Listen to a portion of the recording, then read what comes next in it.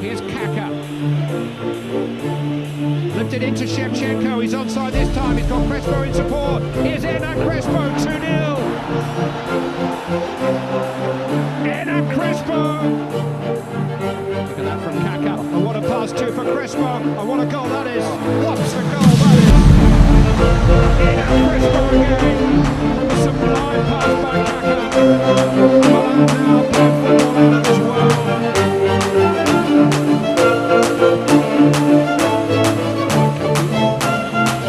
Towards Gerrard! Hello!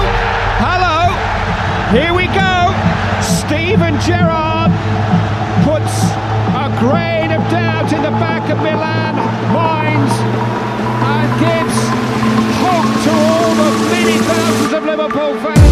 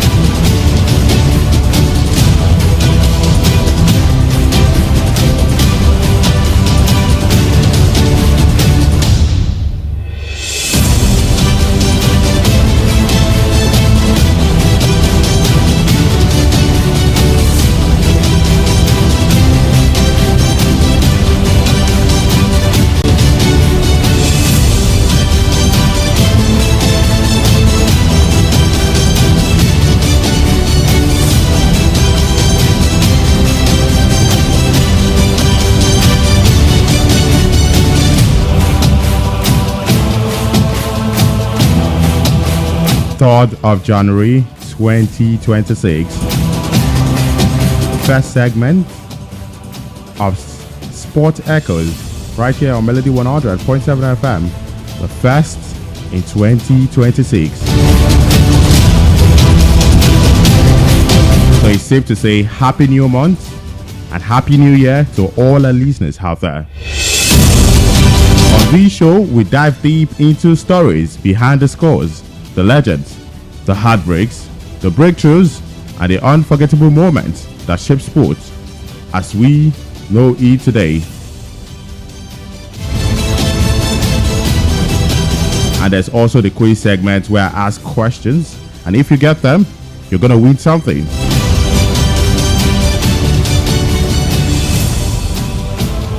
Alright, from Nigerian golden goals to Olympic shocks to African giants that shook the world stage, this show is your backstage pass to the past. I'm going to be bringing you facts, voices, memories, and maybe even a few chills as we relive the moments that made fans scream, nations proud, and history take note. So whether you're in traffic or at home, or you're just chilling with your radio, I promise you this, after today, you'll never see sports the same way again. Alright, I welcome you in the name of the chairman of Melody FM 100.7 FM, Prophet Sam Adebayo Ojo, Baba Authority, and the general manager of Melody 100.7 FM, Eniola Afolabi, the sports marshal. Producer of this show is Pretty the Finest at Degoke. Big shout out to the guys out there, Omo Iyale, so Daniel Adeyemi and Moses doing justice to DIZ, and also Antifi in the building. Alright, I'm Akinbobola, Egunfemi. Welcome aboard.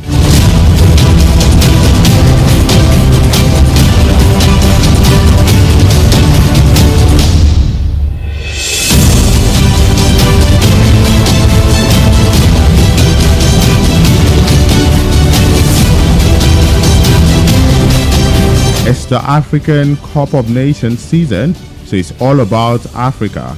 But this time, something about Africa, but not about the AFCON. This time it's the history of the CAF Champions League. On this show, I have done the history of the UEFA Champions League, the Premier League, even the NPFL. So since it's African season, it's high time I do something about the CAF Champions League. So today on Sport Echoes, the topic is the history of the CAF Champions League.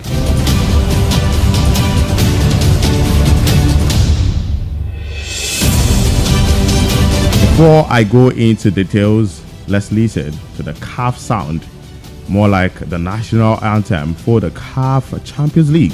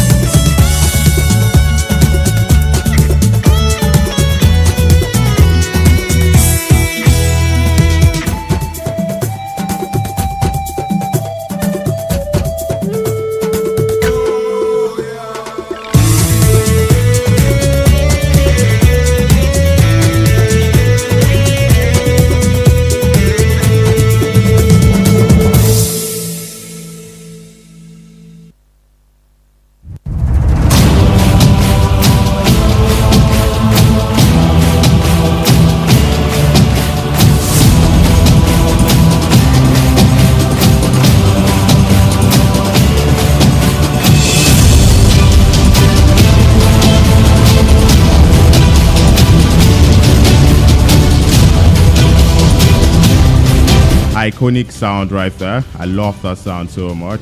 The CAF anthem. So when it's time for the CAF Champions League game, that sound is always played out. Just like the UEFA Champions League sound, it gives me that goosebump. Where you see the likes of Eyimba, was won in 2003, 2004. Mamelodi Sundowns, Wydad Casablanca, Al Ahly, most successful teams. This is that sound that gives them ginger. Starting from the beginning of the CAF Champions League, that was in 1964. The story of the CAF Champions League begins in 1964, at a time when African football itself was still fighting for recognition, respect, and identity. Just a few years after many African nations gained independence, football became a symbol of pride, unity, and competition. Now, while nations already had the African Cup of Nations, club football had no continental platform. Every club was strong only at home. There was no way to prove who truly ruled Africa.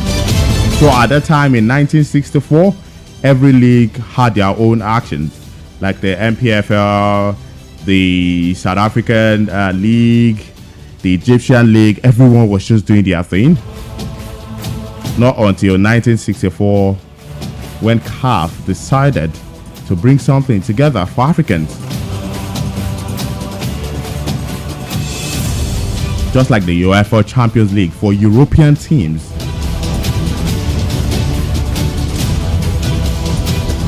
So CAF decided to bring something for Africans right there, and the CAF Champions League in 1964. So CAF knew something was missing. Now, moving straight to the idea, the Confederation of African Football introduced a new competition called the African Cup of Champions Clubs. So then, as at 1964, it wasn't called the CAF Champions League. It was called the African Cup of Champions Clubs. The idea was simple but bold: bring together league champions of African countries and crown one true champion of Africa. So the idea at that point in time was to bring league champions of African countries and crown one true champion of Africa. Right now, we have first, second, and even third qualified to the CAF Champions League. But in 1964, it was just league champions of African countries. So the first in Nigeria, in the Nigerian league, the first in South African league, the first in Egyptian league, the first in the Ivory Coast, Ghana, and a couple of other African countries. Every one of them was brought together to challenge for the African Cup of Champions League. African Cup of Champions Clubs, I beg your pardon. So at that time, it wasn't the CAF Champions League, it was the African Cup of Champions League.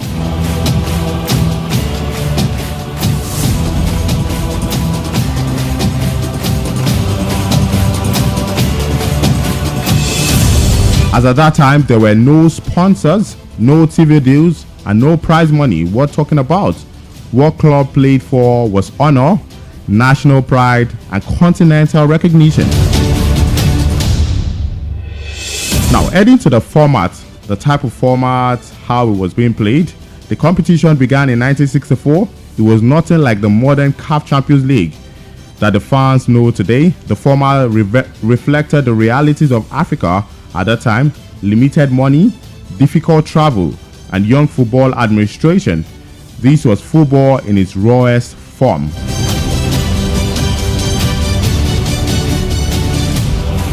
Now, adding to the teams that could participate. So participation was strict and exclusive. Only domestic league champions were allowed. No runners-up, no wild cards, no defending champion protection. Just like I said earlier, if you didn't win your national league, you stay at home. This rule made the competition elite by merit, but it also meant fewer teams and uneven participation. So at that time in 1964, not all countries had their league. Just very few countries had their league. Some they were just about to gain independence. Remember, Nigeria got independence in 1960. Some other African countries, it took them years to get independence. So some of them had no structure when it comes to league.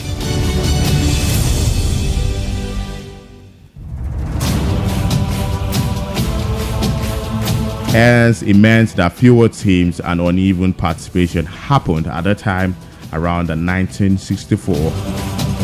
So the tournament used a pure knockout form from start to finish. No group stages, no league phase, no point system. Each round eliminated half the teams until only 2 clubs remained. So each round eliminated half of the teams, only 2 clubs remained. This meant every match was a final. One bad day could end a club's African dream. There was no room for recovery at that point in time, and each round was played over 2 legs, 1 match at home, 1 match away. The winner was decided by aggregate score, total goals over both legs.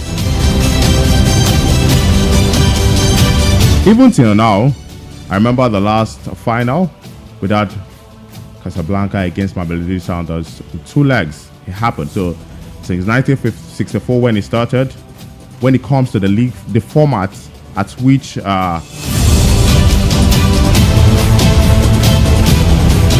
African Cup of Champions clubs used at that point in time, it still remains the same even all up to 2025. No, we are in 2026. So all up to 2026, it's still going to be the same format.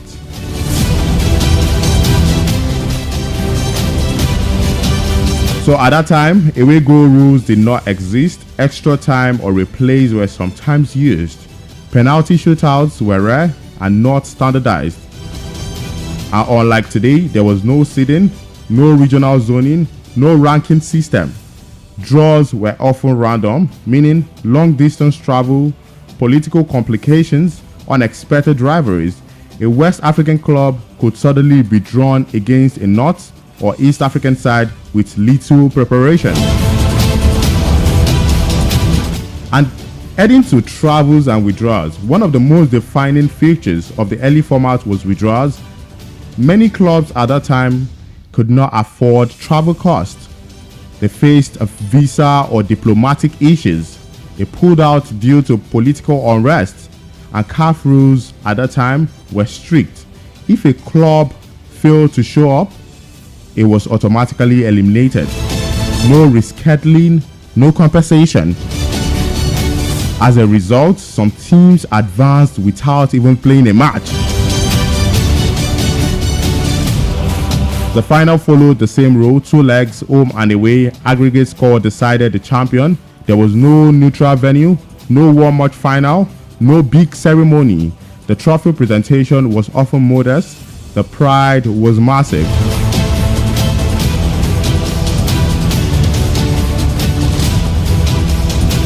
And in 1964, quite shocking, there was no prize money, it was just pride. So in 1964, there was no sponsorship, no television coverage, leading to no prize money. It's not like FIFA, it's not like the UEFA Champions League where you go as far back and you still see videos. I checked all my sources. I didn't see any video of the first final in 1964.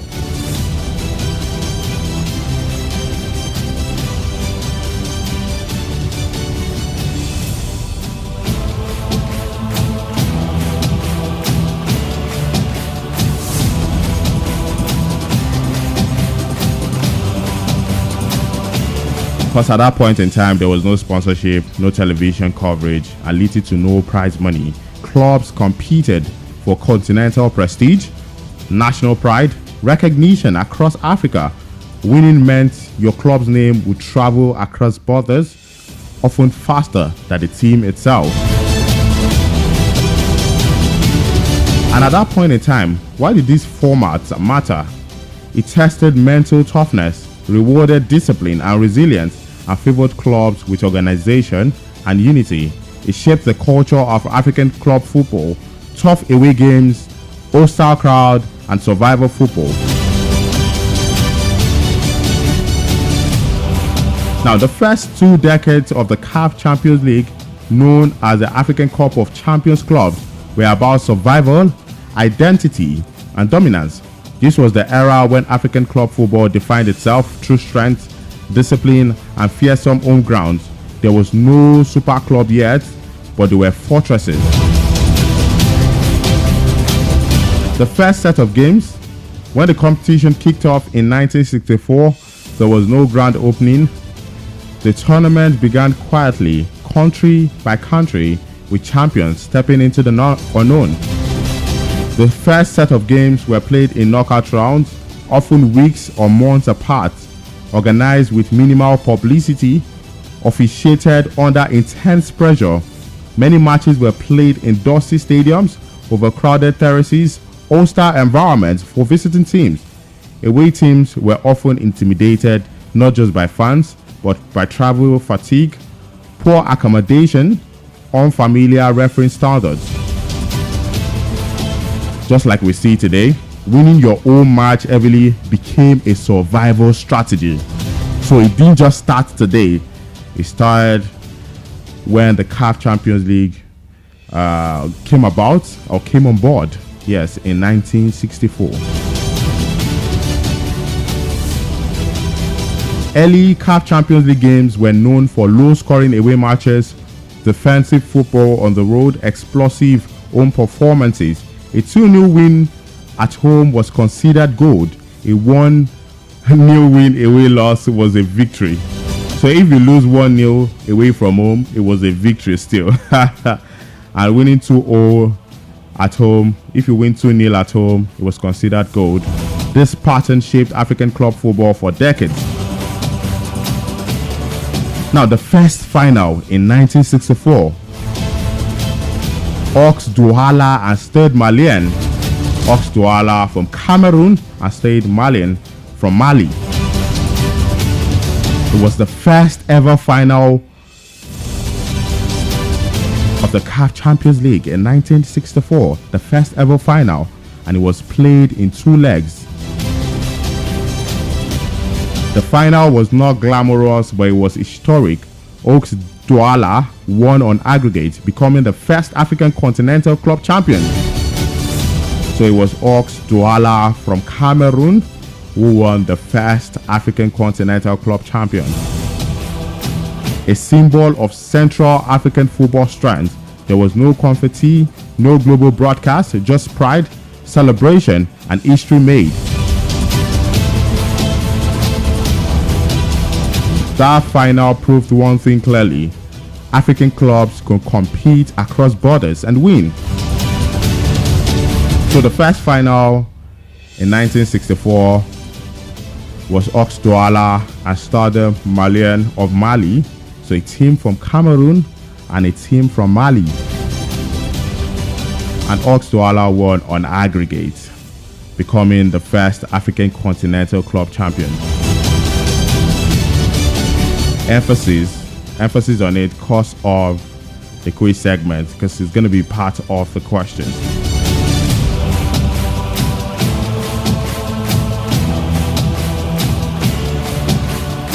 Then we started to see other powerhouses, the likes of Egypt, Ismail. They made history in 1969 by becoming the first Egyptian club to win.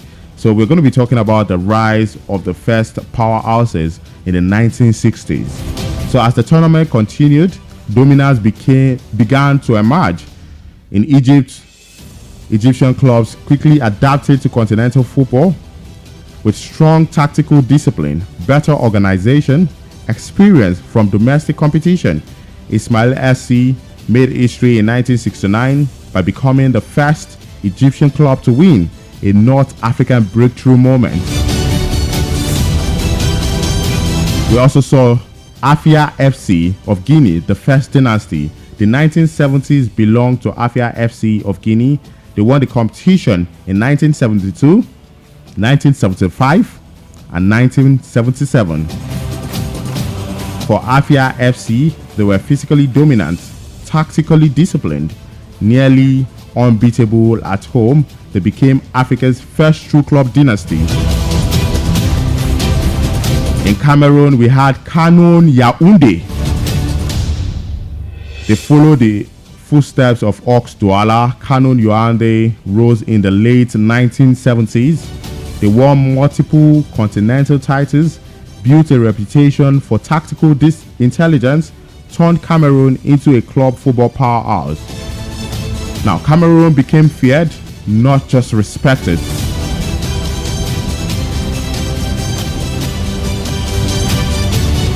Now, why were these teams dominated?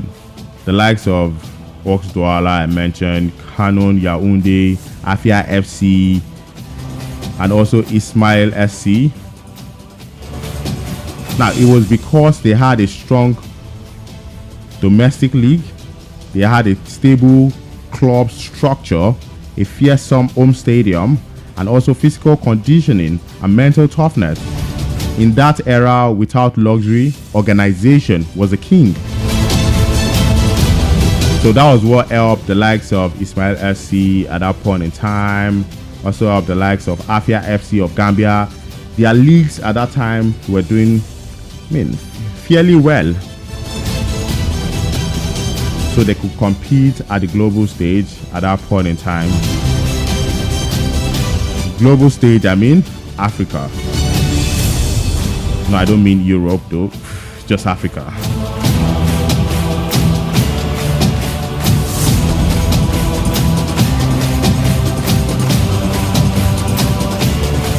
Now, talking about the regional balance of power, unlike today, dominance was spread across regions.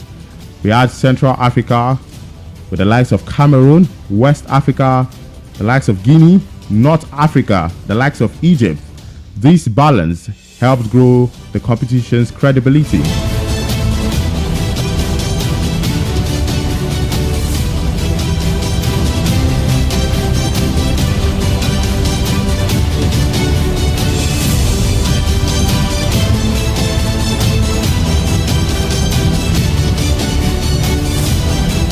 Now, moving straight to Nigeria. Now, I'm going to be talking about Nigeria in the CAF Champions League.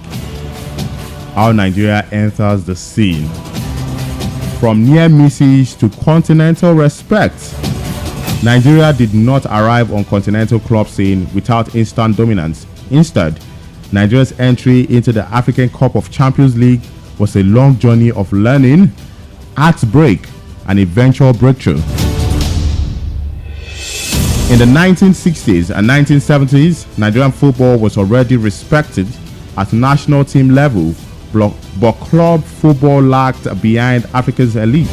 So Nigeria was respected at national team level, but club football lagged behind Africa's elite.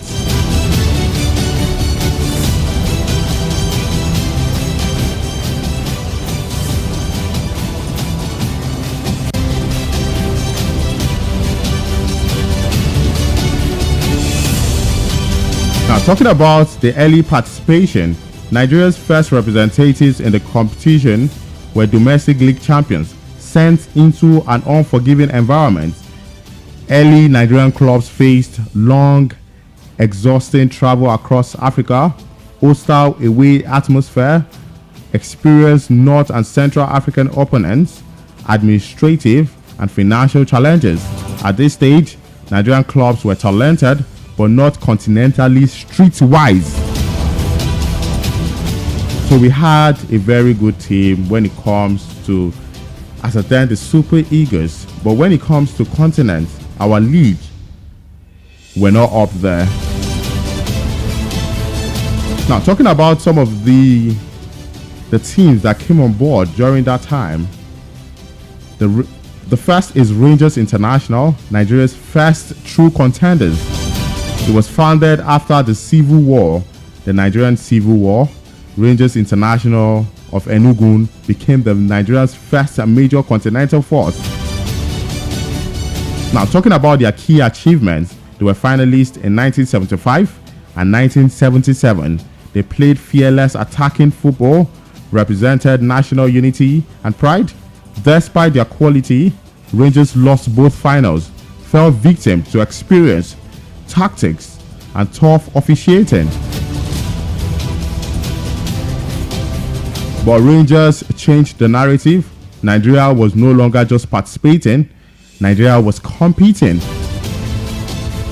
I remember listening to the legend Segun Odegbami, and he was talking about what the Rangers boys, the Enugu Rangers, then guys brought to the national team, the likes of Christian Chukwu. He said for the Westerners, the likes of the Yorubas that were in the team, Muda Lawal, himself, that's Segun Odegbami, they were all about skill. They were trying to just show skill. They were skillful, trying to do the old JJ Okocha thing. But the Enugu guys brought fearlessness into the team. They were so serious. They were so competitive. Now I really understand why they were the first team, the first Nigerian team to get to the big stage of the CAF Champions League, being finalists in 1975 and 1977.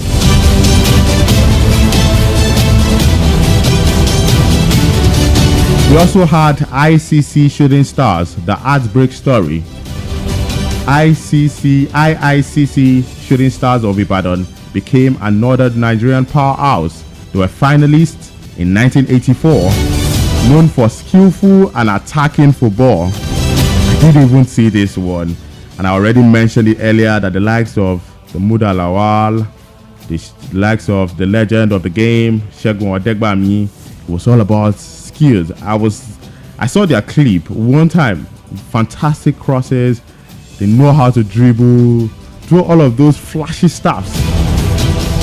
So IICC Shooting Stars of Ibadan became another Nigerian powerhouse. They were finalists in 1984, known for skillful and attacking football, and they also had massive home support at the Liberty Stadium. Yet again, the trophy escaped Nigeria. These repeated losses created a reputation.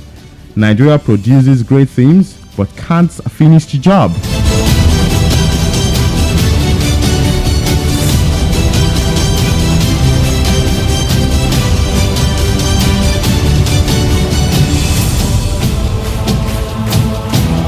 Now, talking about the factors that held Nigerian clubs back, factors like poor traveling planning, limited continental experience, administrative weaknesses, lack of professional structures, intimidating away officiating.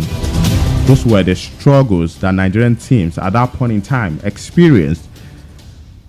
One more time: poor traveling planning, limited continental experience, administrative weaknesses, lack of professional structures, intimidating away officiating.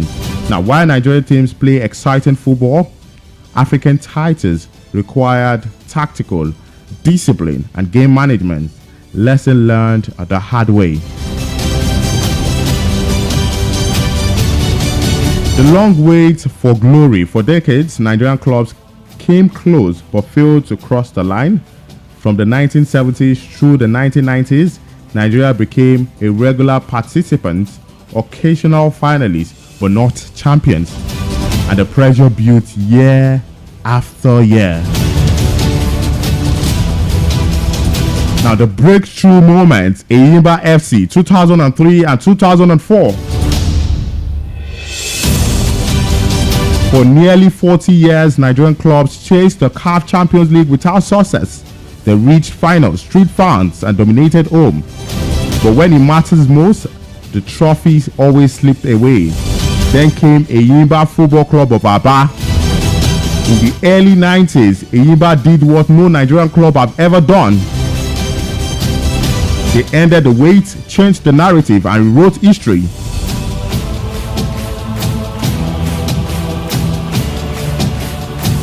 Before 2003, Eyimba was not seen as a continental giant.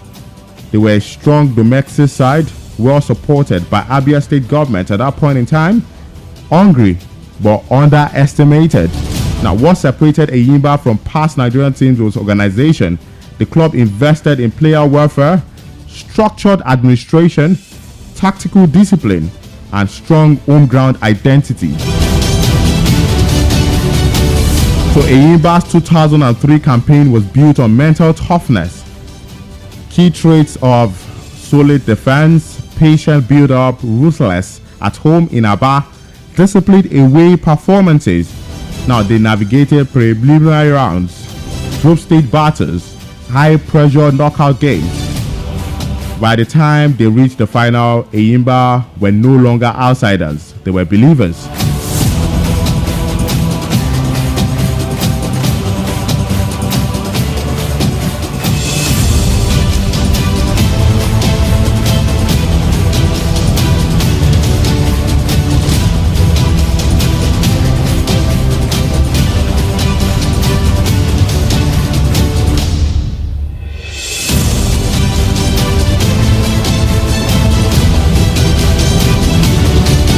Now, talking about the final in 2003, it was Eyimba versus Ismail of Egypt.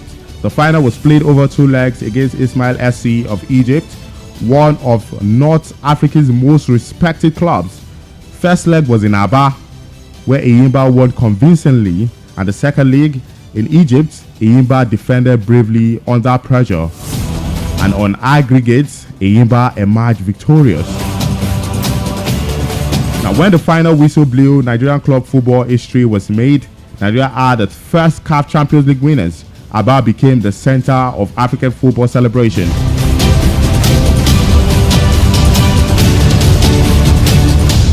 Now, winning once was historic, but winning twice, back-to-back, was legendary. In 2004, Eyimba returned with confidence, experience, continental respect. Opponents were no longer underestimating Eyimba Football Club at that point in time. Opponents at that time, they no longer underestimated them. Yet, Eyimba adapted to more tactical maturity, improved squad depth, stronger mentality away from home.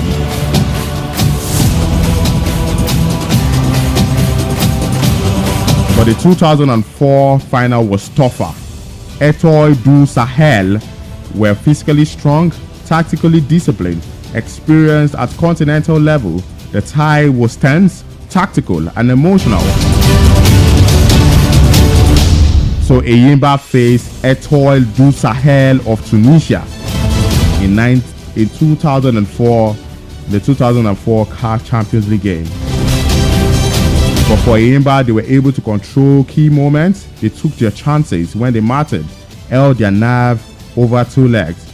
Once again, Eyimba emerged champions. Nigeria had gone from waiting 40 years to dominating Africa. And now, to take the reasons why Eyimba succeeded and others failed at that time, Eyimba's success rested on 5 key pillars: strong administration, home fortress, tactical discipline, mental strength away from home, belief born from preparation.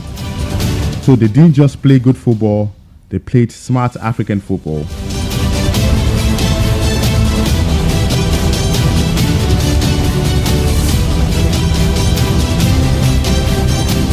Eyimba's triumph changed Nigeria's reputation in the CAF Champions League, inspired other Nigerian clubs, proved West African clubs could match North Africa, set a benchmark for professionalism. For the first time, African club football saw Nigeria as a standard setter, not just a participant.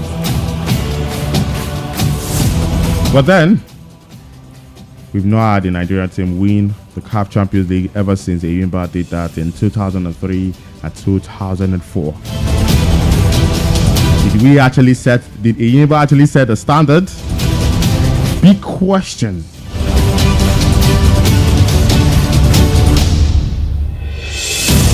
But that was digression, heading to Nigeria, because, we're right here in Nigeria. Have to talk about Nigeria, definitely. So back to the details of how it all started, the CAF Champions League. When African club football entered the modern era, before 1997, African club football was tough, raw, and prestigious, but it was also limited. The old African Cup of Champions League produced great champions, yet it struggled with organization, finances, and global relevance. CAF knew the competition had to evolve or risk being left behind. So then it struggled with organization, finances, and global relevance. To compete with the markets where there's the UEFA Champions League, the Asian Champions League, and also something about a Copa America right there. They had to do something.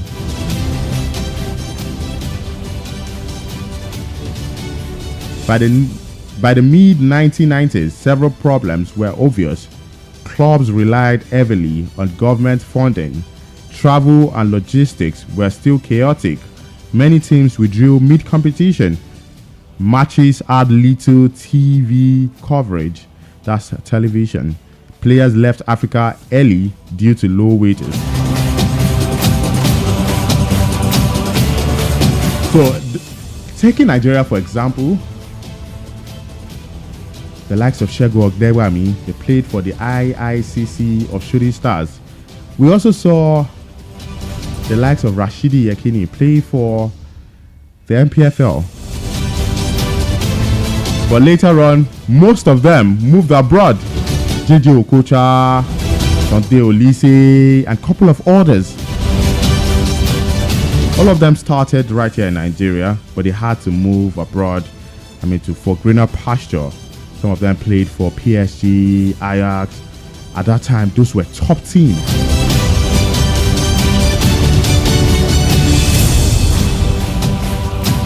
You imagine George Weah at that time winning the Ballon d'Or.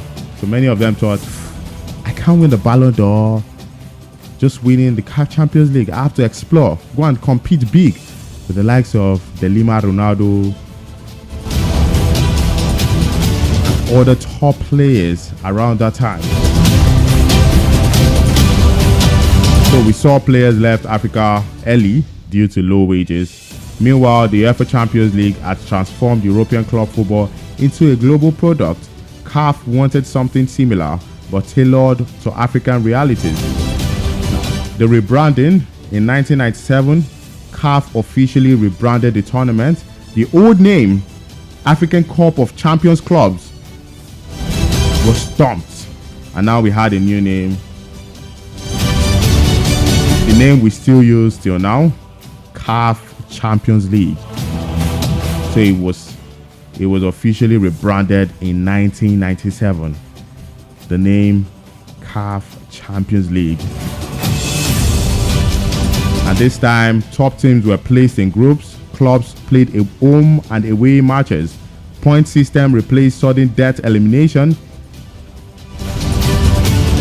Teams could recover from a bad result. This improved match quality, tactical planning, consistency, commercial value. For the first time, African clubs were guaranteed multiple high-profile matches. CAF opened the door to sponsorship and broadcasting. Corporate partners came in. Television rights expanded. Prize money increased. Although still modest, clubs now had financial incentives, motivation to invest better in squads, reason to take the competition seriously. African club football became a product and not just a contest. There was also improved organization, stadium standards improved, match scheduling became clearer, refereeing appointment became more professional, club licenses gradually developing. The competition began to look continental, not chaotic. Shift in balance of power, the transformation favored clubs with strong administration, financial stability, good infrastructure, and it led to the rise of the likes of Al Ahly and Zamalek of Egypt, Esperance de Tunis, Etoile du Sahel of Tunisia, Raja and Wydad Casablanca of Morocco. And it was easy for them. North African clubs adapted fastest and soon dominated.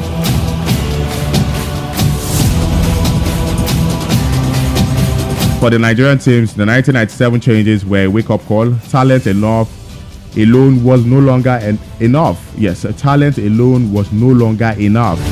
So it wasn't just talent, organization, planning, and clubs with weak structures struggled, which later allowed Enyimba to thrive when they finally embraced professionalism. Do they still have that?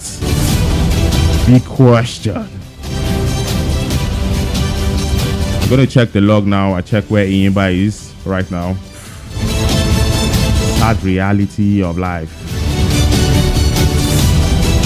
The CAF Champions League now qualified for intercontinental competitions, and later the FIFA Club World Cup, which we saw the likes of Mamelodi Sundowns, Al Ahly, Esperance de Tunis participates. African club football stepped onto the global stage, and it was in 1997 everything started.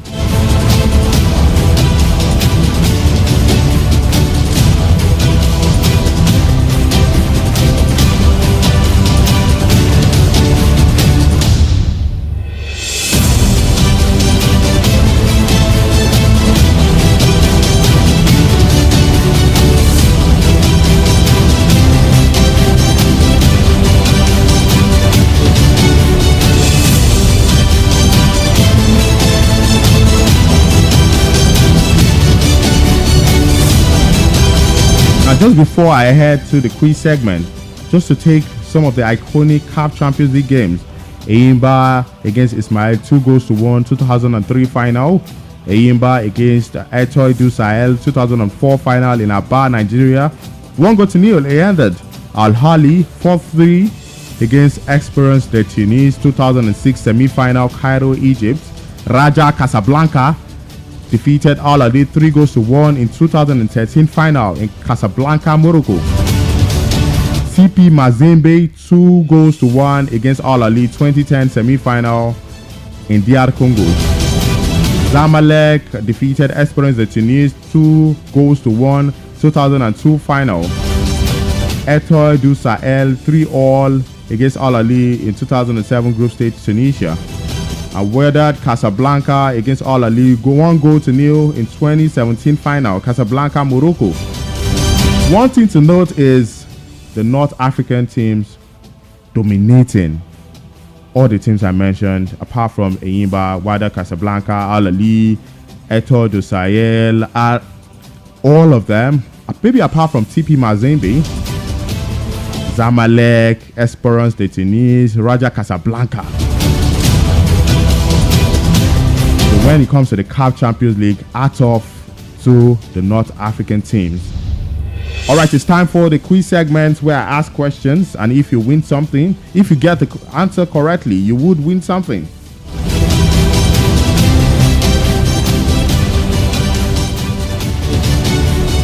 All right, the studio lines 070-2520-107, 070-2520-107. You can as well call 070-5507-107, 070-5507-107, 070-2520-107.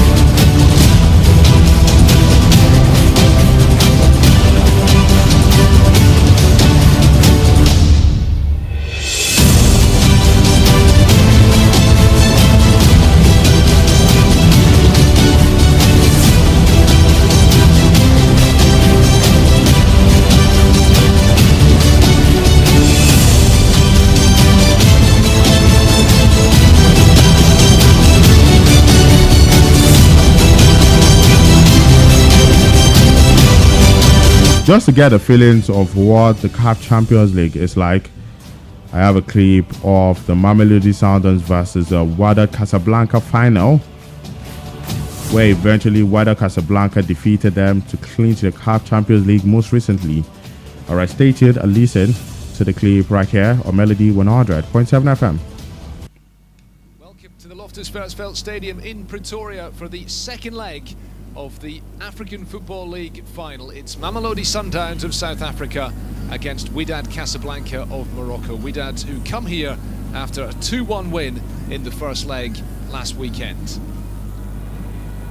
Pass fed through for Allende. Mokoena continues the run forward. You can hear the noise of the crowd getting excited as Mokoena made the run, and he's managed to get the shot in, and this time maybe the goal comes in stoppage time at the end of the first half, and it's that man, Shalulile, following in after Mokoena, as he loves to do, got the shot in from range, and Mamelodi Sundowns draw first blood in this second leg, and the advantage swings their way in this final.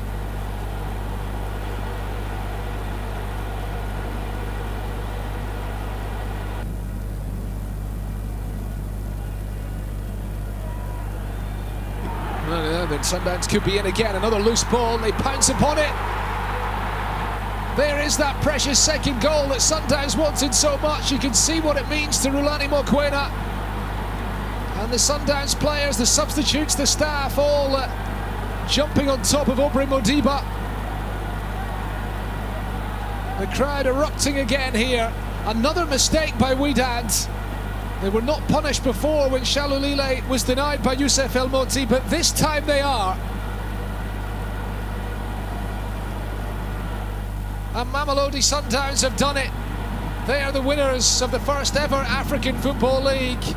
They have beaten Wydad Casablanca here today by 2-0 to win 3-2 on aggregate.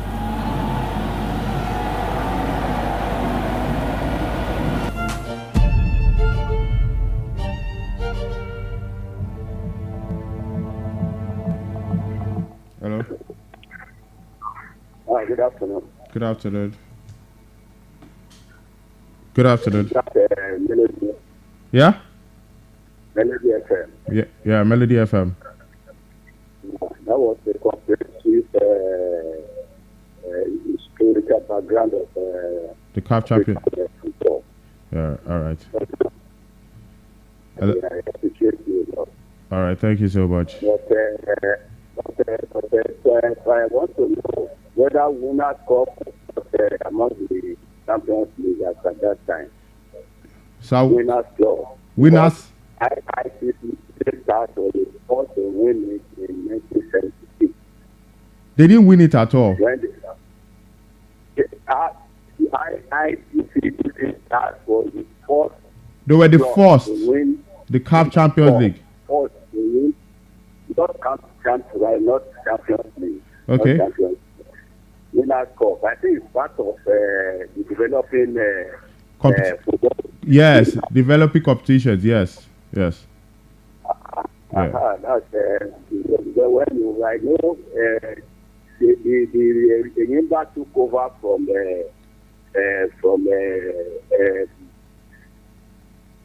Shooting Star. Yes. In terms of dominance. Before they went for Champions League. Yeah. That's what I come here and never carry my name. All right. Thank you so much for calling. Yes, sir. Yeah.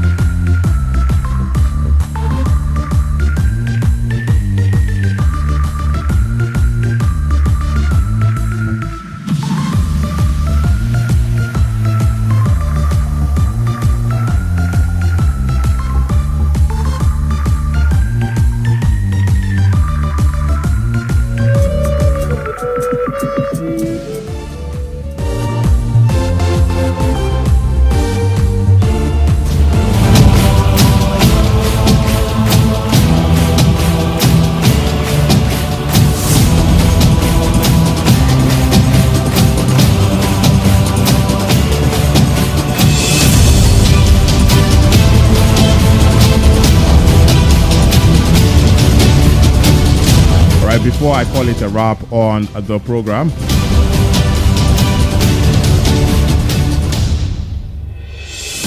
let me just give out the top CAF Champions League legends. And some of the legends who did well in the CAF Champions League. We had Mohamed Abdultrika of Egypt, Al Ali, Osam Hassan of Egypt, Al Ali, Walid Soliman of Tunisia, Etoile du Sahel, Abetium of DR Congo, TP Mazembe, Ibrahim Hassan of Egypt, Al Ali, Ahmed Assad, Egypt, Al Ali,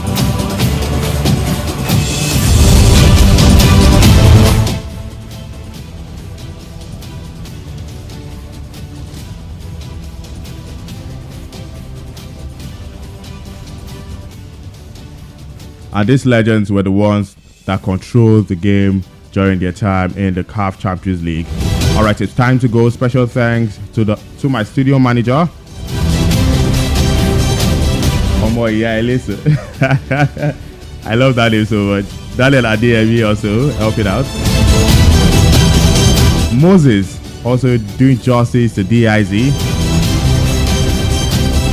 And also special thanks to the producer of the show, Pretty the Finest, Adegoke, and the general manager of Melody 100.7 FM, Eniola Afolabi, the sports marshal. And finally, to the chairman of Melody 100.7 FM, Prophet Sam Adebayo Ojo, Baba Authority. Thank you, sir, for this platform. I do not take it for granted. Until later today, 3 p.m. to 5 p.m. when I come your way on Complete Sports, I'm Akinbobola, Egunfemi. Good afternoon.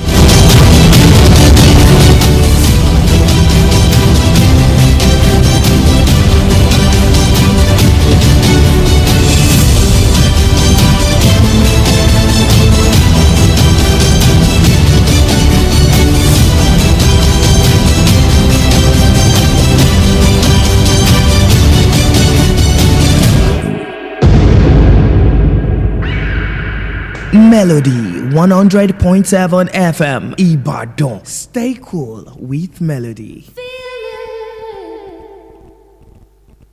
Ìkànnì tó kọjá rẹ́kẹrẹ́kẹ́ Melody FM Ìbàdàn. Ó ti gbé wa débẹ̀ pẹ̀lú ìgbádùn tó kọjá bẹ́ẹ̀. Gbogbo sí àtúntà lókè. Ó ń tìta ní lólobó àti ìlanilọ́yẹ̀ tí ò lè jàǹbá kọ̀. Aládùúgbò Brighton mi bọ̀ sí sáwé sẹ́wọ̀n káwùsà mọ́ni ló gbèdé everybody dem mú jọ. Melody 100.7 FM. Ó pé ọdún kan bí ọdún mẹ́wàá ìgbóhùnsáfẹ́fẹ́ eléyìí sára ọ̀tọ̀. Ọjọ́ kẹtàlélógún di ọjọ́ kọkàndínlọ́gbọ̀n oṣù kìíní ọdún 2026 ló fi máa dárí yàdọ̀ balẹ̀ lọ́kọ̀ ọ̀jọ̀kọ̀ pẹ̀lú àwọn ètò tá a ti pè àmọ́lẹ̀ fẹ́yìn olólùfẹ́ wa tó ń ti fàmì ẹ̀yẹ dáhùn èèyàn jàǹkànjàǹkàn lọ́la. Melody 100.7 FM is the one. Ọjọ́ Thursday 29th January 2026 la máa ṣàṣekágbá gbogbo ètò ní Theophilus Ogunlesi opposite UCH Ìbàdàn. Ọ̀pọ̀ àwọn ẹni àyẹ́sí pẹ̀lú àwọn ìgbà ojúmọ́ tó ń tàwọn ìràwọ̀ agbóhùnsáfẹ́fẹ́ lẹ́ máa pàdé lọ́jọ́ yẹn. Gómìnà pínlẹ̀ Ọ̀yọ́ ọlọ́lá jùlọ onímọ̀-ẹ̀rọ Abíọ́dún Ṣèyí Mákindé pẹ̀lú gómìnà pínlẹ̀ Oǹdó Lókè Ayédàtiwa làwọn ẹni àyẹ́sí pàtàkì Fẹ́mi Adésínà amúgbálẹ́gbẹ̀ẹ́ fún ààrẹ àná ló máa sọ̀rọ̀ àpilẹ̀kọ Alhaji Alabi Pasuma ló máa léwájú àwọn ikọ̀ ìràwọ̀ olórin lọ́jọ́ yẹn wòlíì Ọlọ́run alààyè Sam Adébáyọ̀ the authority lólùgbàlejò àgbà ayẹyẹ ọdún kan lè ṣe rédíò tó ń gbé wà débẹ̀ Melody 100.7 FM.